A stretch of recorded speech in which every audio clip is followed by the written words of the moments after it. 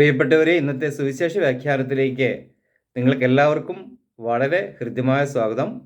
സർവ്വലോകത്തിനും സർവ്വ മനുഷ്യർക്കും പ്രിയങ്കരമായ യേശുവിൻ്റെ ജനനത്തെക്കുറിച്ചുള്ള മംഗളവാർത്തയാണ് ഇന്നത്തെ സുവിശേഷത്തിൻ്റെ ഇതിവൃത്തം.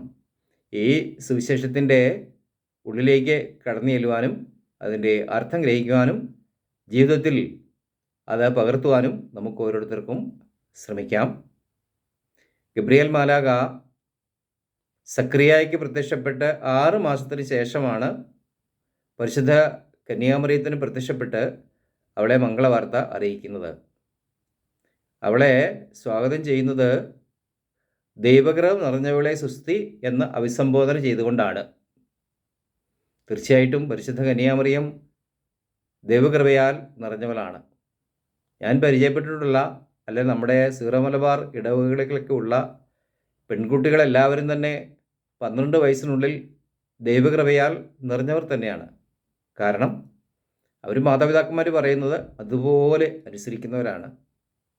പള്ളിയിലെ വൈദികർ പറയുന്നതും ബഹുമാനപ്പെട്ട സിസ്റ്റർമാർ പറയുന്നതും ഗുരുബോധർ പറയുന്നതുമെല്ലാം അതേപടി അനുസരിക്കുന്നതുകൊണ്ടാണ് അവരെല്ലാവരും ദൈവകൃപയാൽ നിറയുന്നത്.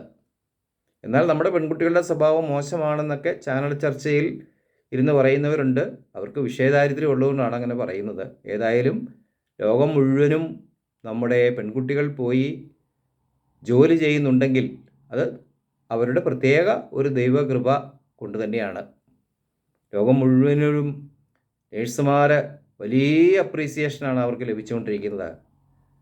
യൂറോപ്പിലുള്ള ആൾക്കാർക്ക് 100 നാവുകളാണ് മലയാളി നേഴ്സുമാരെക്കുറിച്ച് പറയുവാനുള്ളത്. അത് എൻ്റെ ഒരു അനുഭവമാണ്. ഏതായാലും നമ്മുടെ ആൺകുട്ടികളും പെൺകുട്ടികളും എല്ലാം ദൈവകൃപയാൽ നിറയുക. പ്രതീക്ഷയോടെ ദൈവത്തിന് മുമ്പാകെ കാത്തിരിക്കുക. ദൈവം നിങ്ങളുടെ ജീവിതത്തിൽ പരിശുദ്ധ കന്യാമറിയത്തിൻ്റെ ജീവിതത്തിൽ ഇടപെട്ടതുപോലെ അതിശക്തമായി ഇടപെടും. പരിശുദ്ധ കന്യാമറിയത്തോട് മംഗളവാർത്തയായി പറഞ്ഞത്, നീ ഒരു പുത്രനെ പ്രസവിക്കും, നീ യേശു എന്ന് പേരിടണം, പിന്നെ ഭാവിയിൽ അവൻ എങ്ങനെയുള്ള ആളായിരിക്കും എന്നതിനെക്കുറിച്ച് പറയുന്നുണ്ട്. ഒരർത്ഥത്തിൽ യേശുവിൻ്റെ ജാതകം പറഞ്ഞു എന്ന് പച്ച മലയാള ഭാഷയിൽ പറയുകയാണ്. ആ വാക്ക് നമുക്കത്ര സ്വീകാര്യമല്ല, എങ്കിലും അവൻ വലിയവനായിരിക്കും, അത്യുന്നതൻ്റെ പുത്രനെന്ന് വിളിക്കപ്പെടും, ദാവീദിൻ്റെ സിംഹാസനത്തിന്മേൽ അവൻ എന്നേക്കും ഭരണം നടത്തും, അവൻ്റെ രാജ്യത്തിന് അവസാനമുണ്ടാവുകയില്ല എന്നൊക്കെയാണ് പറഞ്ഞിരിക്കുന്നത്. തീർച്ചയായിട്ടും ഒരു വ്യക്തിയുടെ, ഒരു ആൺകുട്ടിയുടെയോ പെൺകുട്ടിയുടെയോ സാധ്യതയെന്ന് പറയുന്നത് ചെറിയ സാധ്യതയൊന്നുമല്ല.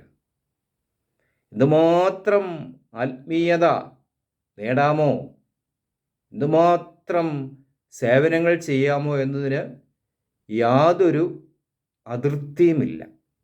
അതുപോലെ അതിർത്തികളില്ലാതെ നിത്യമായി ഉള്ള സാധ്യതകളായിട്ടുമാണ് ഓരോ മനുഷ്യനും ഈ ഭൂമിയിൽ ജനിക്കുന്നത്. നിങ്ങളും അതുപോലെ തന്നെയാണ് എന്ന് വിശ്വസിക്കുക. പരിശുദ്ധ കന്യാമറിയത്തിന് കിട്ടിയ ആ വാഗ്ദാനം എങ്ങനെയുള്ളത് എന്നൊക്കെ മനസ്സിലാക്കുവാനായിട്ട് പരിശുദ്ധ കന്യാമറിയത്തിന് കുറേയേറെ സംശയങ്ങൾ മനസ്സിൽ ഉടലെടുത്തു. പരിശുദ്ധ കന്യാമറിയത്തിന് എല്ലാം കൃത്യമായി മാലാഖ പറഞ്ഞു കൊടുക്കുന്നു. ഒരിക്കലൊരാൾ എന്നോട് ചോദിച്ചു, ഈ സക്രിയ സംശയം ചോദിച്ചപ്പോൾ സക്രിയയെ ശിക്ഷിച്ചു, പരിശുദ്ധ കന്യാമറിയത്തെ ശിക്ഷിക്കാതിരുന്നത് എന്തുകൊണ്ടാണെന്ന്. പരിശുദ്ധ കന്യാമറിയം 12 വയസ്സുള്ള ഒരു ബാലികയല്ലേ, എല്ലാം കൃത്യമായി പറഞ്ഞു കൊടുക്കുകയല്ലേ വേണ്ടത്. അങ്ങനെ എല്ലാം കൃത്യമായി അടുത്ത് ചെന്ന് മാലാഖ പറഞ്ഞു എന്നാണ് ഇവിടെ എഴുതിയിരിക്കുന്നത്. മാലാഖ അടുത്തു എന്ന് പറഞ്ഞു എന്നാണ്.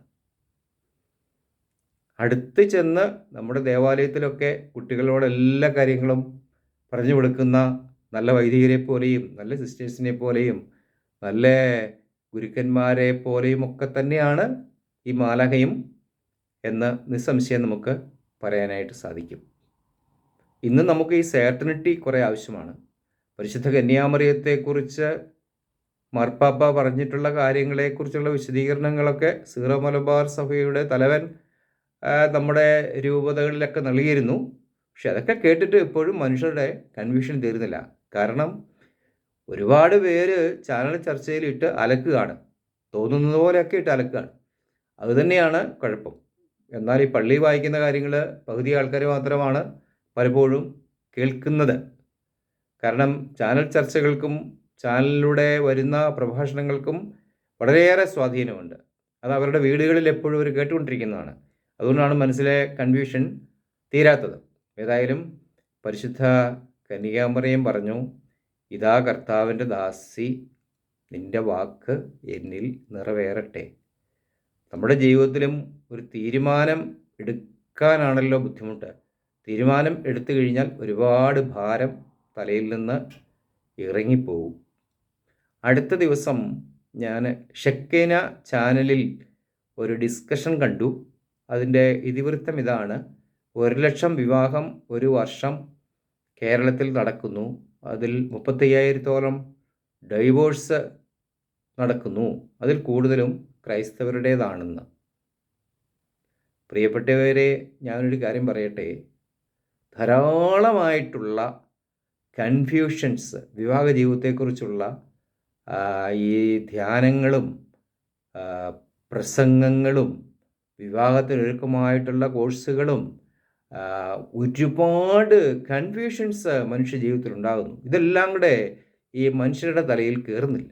എൻ്റെ ഒരു അഭിപ്രായം പറഞ്ഞു കഴിഞ്ഞാൽ വിവാഹത്തിനൊരുക്കമായിട്ടുള്ള കോഴ്സൊക്കെ നടത്തേണ്ടത് വിവാഹം കഴിഞ്ഞ് 1 വർഷം കഴിഞ്ഞാണ്. അപ്പോൾ ഈ പ്രായോഗികമായി എന്തൊക്കെയാണ് പ്രതിസന്ധികളെന്ന് അറിയാനായിട്ട് സാധിക്കും. പിന്നെ സഭയ്ക്കും കൃത്യമായ ഒരു രൂപരേഖ ഉണ്ടാവണം.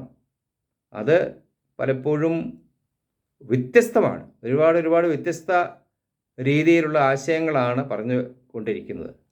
അതും ഒരു പ്രതിസന്ധിയാണ്. ഏതായാലും ദൈവത്തോട് നമുക്ക് പ്രാർത്ഥിക്കാം. ഈ പറഞ്ഞ ആത്മീയ ദർശനങ്ങൾ നമ്മുടെ ജീവിതത്തെ സ്വാധീനിക്കട്ടെ. നിങ്ങളും ഒന്നിനെക്കുറിച്ചും ഭയപ്പെടേണ്ടതില്ല.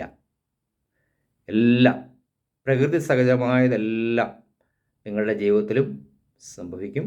പഠിച്ചാൽ ജയിക്കും, പരിശ്രമിച്ചാൽ ജോലി കിട്ടും, വിവാഹം കഴിച്ചാൽ മക്കളുണ്ടാവും, ഐശ്വര്യവും സമ്പൽ സമൃദ്ധിയും ഉണ്ടാവും.